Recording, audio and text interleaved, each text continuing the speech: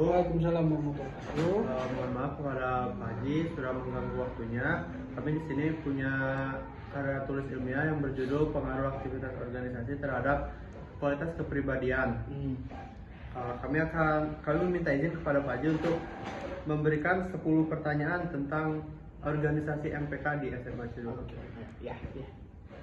Pertanyaan yang pertama, organisasi apa yang Bapak bina di SMA Cililub ini? Ya, domain wakasiswaan itu adalah satu OSIS sebagai pembinaan kesiswaan. OSIS menaungi beberapa kegiatan ekstrakurikuler. Di sini ada olahraga dan kepanduan. Kalau olahraga ada futsal, bola voli, dan silat. Seni ada, kemudian juga untuk KIR atau Adiwiyata ada. Kemudian juga untuk organisasi kepanduannya ada Pramuka, ada Paskibra, dan juga ada organisasi mitra OSIS yaitu MPK.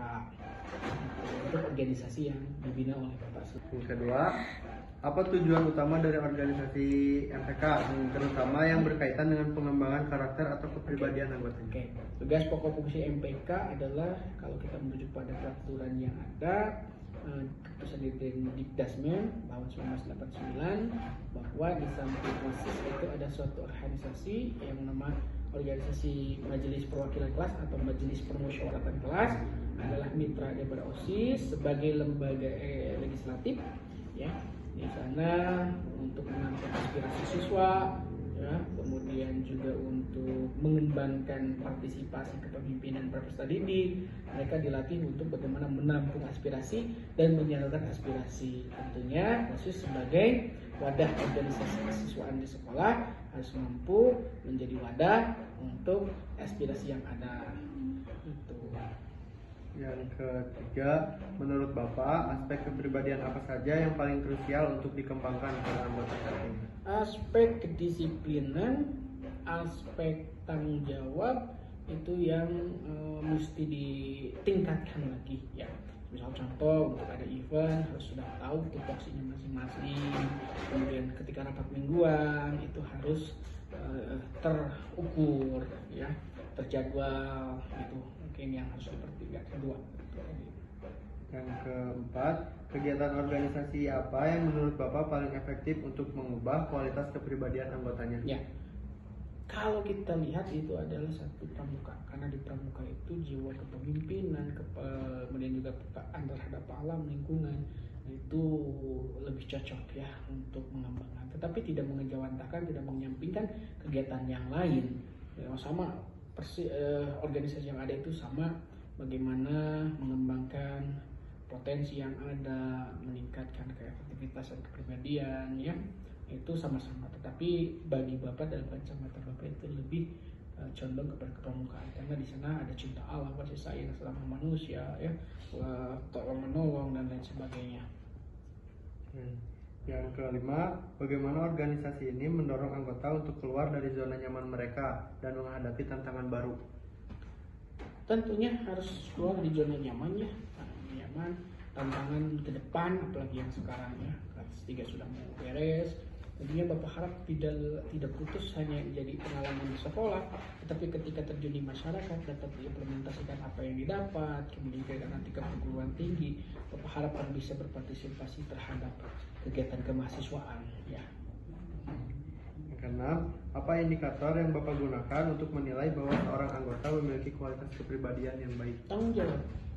Ketika ada tugas yang diberikan pada seseorang, itu bagaimana dia menyelesaikan tanggung jawab tersebut, bagaimana dia menjalankan tanggung jawab tersebut, itu indikator utamanya.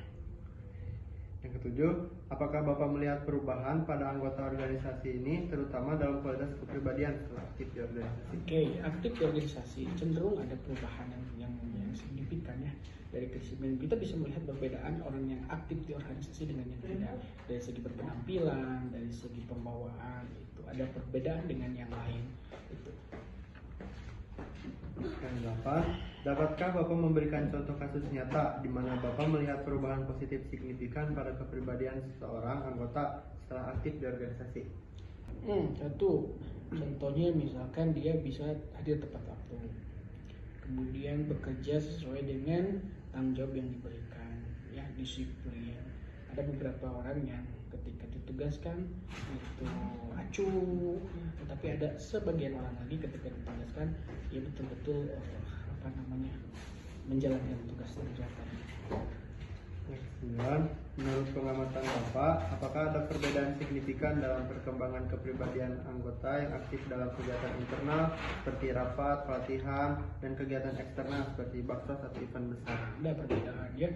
Ada anggota yang untuk cicing ya, dia ya kuper dalam pergaulan dibandingkan orang yang aktif masuk organisasi, bukan hanya tujuannya hanya tumpang ramah saja, tetapi dia mengimplementasikan apa yang dia dapat, kemudian juga apa dia bisa mengikuti kegiatan-kegiatan pelatihan, seminar, workshop ataupun kegiatan rapat internal. Itu bisa membedakan dengan orang yang aktif di organisasi hanya nama saja. Yang terakhir, bagaimana cara membina yang Bapak terapkan untuk memfasilitasi perkembangan kepribadian anggota? Oke, keterbukaan, kita panggil, kita rumuskan bersama-sama. Setelah itu kita awasi perjalanannya, yang kurang baik kita perbaiki. Itu indikator. Terima kasih pada Pak Haji yang telah memberikan jawaban untuk MPK. Semoga bermanfaat. Assalamualaikum warahmatullahi wabarakatuh. Waalaikumsalam warahmatullahi wabarakatuh.